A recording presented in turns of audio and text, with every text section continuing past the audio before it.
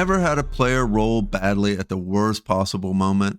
Like they try to grab for the ancient tome just out of reach, fail their dexterity check, and somehow set the entire library on fire that just happens to contain your carefully crafted backstory on how the villain got their powers? Or they try to sneak past the guards, roll a 2 on their stealth, and now the entire town guard is on the lookout for them when you just need them to talk to a quest-giving NPC? Sometimes failure is hilarious. Sometimes it's frustrating. And sometimes, just sometimes, it stops the game dead in its tracks. But should failure always mean disaster? Or is there a way to let players fail forward, where even a bad roll keeps the story moving? That's what we're talking about today, the soft fail system. Is it a game changer or just a way to coddle your players? So grab your dice, because today we're diving into the pros, the cons, and the best ways to use soft fails at your table. Let's roll.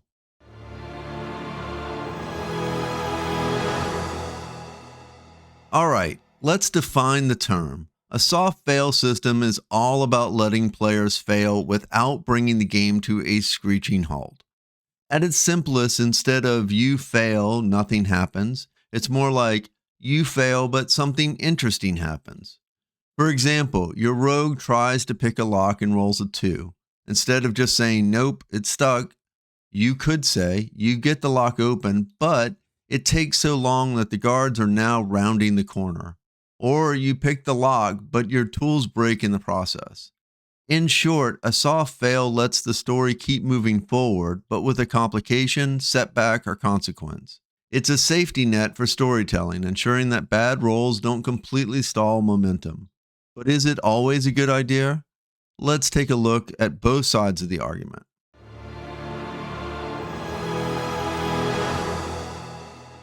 One of the biggest arguments for soft fails is they keep the game fun. Nothing kills momentum faster than failing a key roll and being left with nothing to do.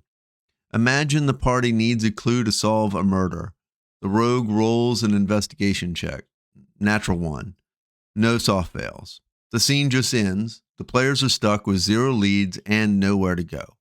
But instead of a binary pass-fail system, soft fails turn failure into an interesting moment. Sure, the rogue found a clue, but maybe they also left behind evidence that they were at the crime scene. Now they have a new problem to deal with. More story, more tension, and nobody feels useless. It also keeps players engaged, especially in skill-heavy challenges. If every failed roll means, well, you don't learn anything, players will just stop trying.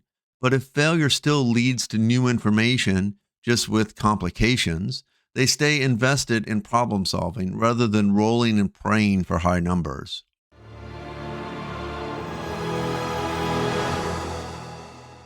Now, not everyone is a fan of soft fails. One argument against them is that they can make failure feel meaningless.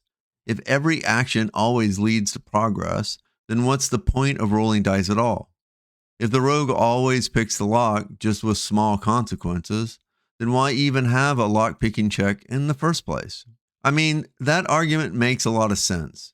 If your players know they'll never truly fail, does that make the game less exciting? Like, oh, I rolled a 3, cool, I'll just fail forward and still get what I want. Another issue is that soft fails can sometimes remove the sense of danger. If a player knows that even a botched stealth check still lets them sneak through just with a slight problem, they won't feel the same tension.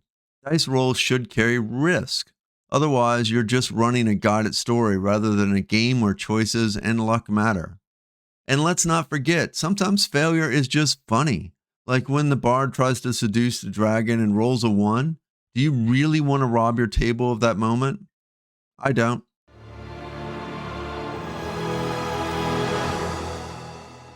So should you use soft fails? The answer is sometimes.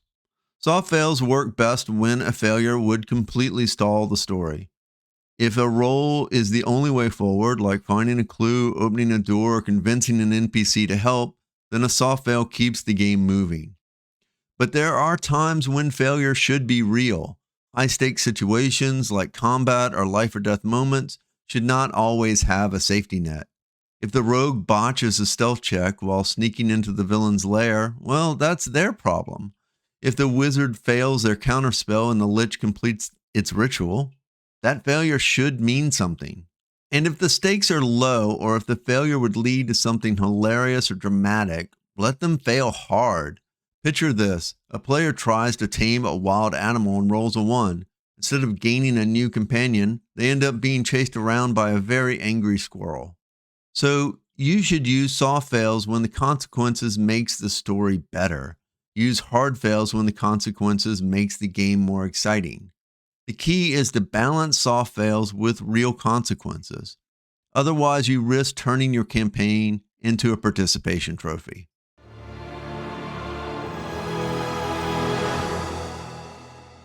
All right, let's talk about how to actually use soft fails in your game. Here's a simple framework. Ask yourself, what's the worst that could happen? If the answer is the game grinds to a halt, you should consider a soft fail.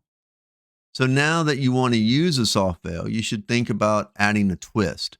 Treat failure as an opportunity for complications, not as dead ends.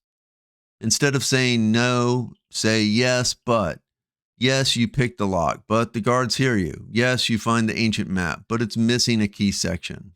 And if you want to take a deeper dive on how to say yes at the table, I actually talk about this more extensively in a previous video. Now consider adding degrees of failure. If a player fails by just a little, say missing a DC by 2 or 3 points, give them a partial success. But if they really botch it, natural 1 or failing by 10 or more, that's when big problems should happen. Gauge the softness of the fail by how much they missed the roll. Simple. Finally, keep failure interesting. If every soft fail is just you succeed but take 2 damage, it gets dull fast. Mix it up. Maybe they succeed too well. The barbarian's strength check to break the door fails, so instead, he breaks the door so well that it sends it flying and knocks out an important NPC. The bottom line is that soft fails shouldn't be a free pass. There should still be consequences, just not game-ending ones or ones that destroy your campaign.